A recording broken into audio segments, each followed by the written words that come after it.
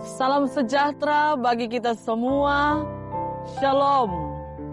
Saudara-saudaraku yang kekasih dalam Tuhan, renungkan firman dan jalani hidup sesuai jalannya. Marilah kita berdoa. Terpujilah Engkau ya Allah Bapa Tuhan kami, di mana kami akan membaca dan merenungkan firman-Mu di saat ini. Perlengkapilah kami dengan hikmat-Mu. Kami berdoa di dalam nama Tuhan Yesus. Amin. Saudara-saudaraku yang kekasih dalam Tuhan Yesus, apalah yang akan terjadi jika manusia hidup tanpa aturan? Misalnya, dalam berkendara di jalan, disediakan lampu lalu lintas.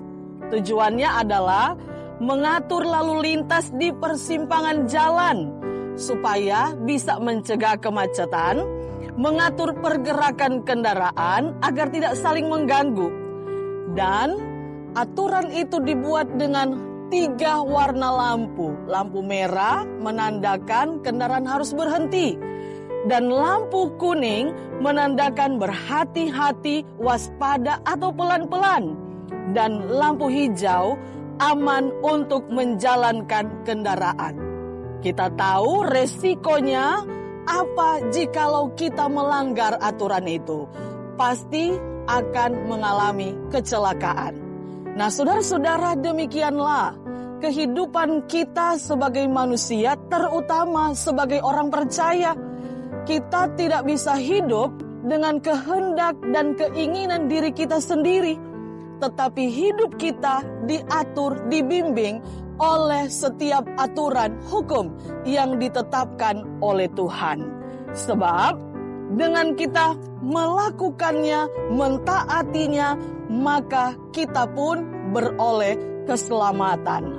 Saudaraku, sebab di dalam dunia ini, segala kenikmatan memiliki daya pikat yang begitu mempesona, sehingga membuat manusia kehilangan kontrol diri dan cenderung dikuasai oleh hawa nafsu duniawi, dan banyak kali kehilangan akal sehat dan membuat manusia menjadi tamak, menjadi rakus, angkuh, tinggi hati, kasar, pemarah, dan sebagainya.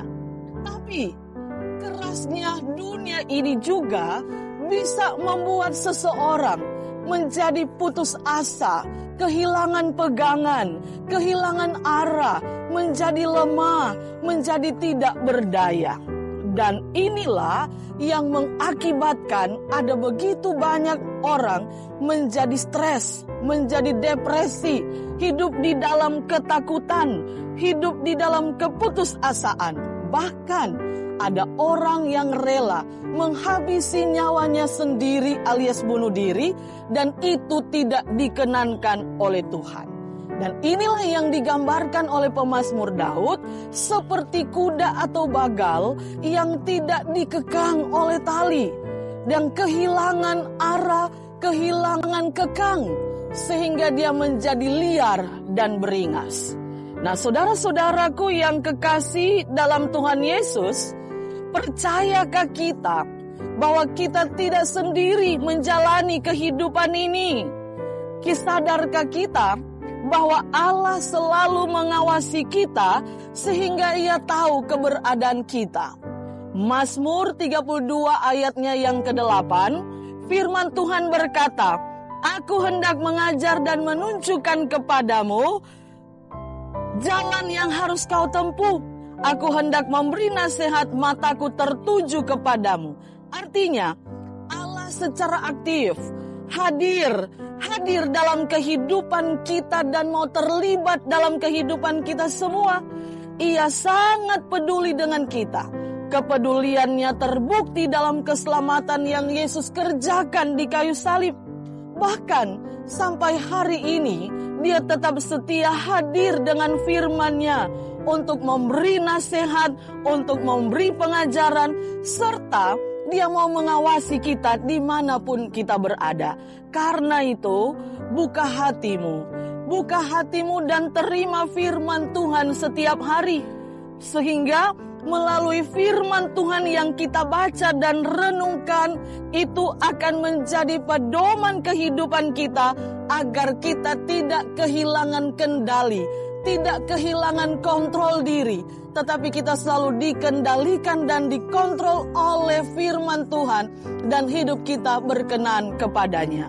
Mazmur 119 ayat 105 berkata, firman-Mu itu adalah pelita dan terang bagi jalanku.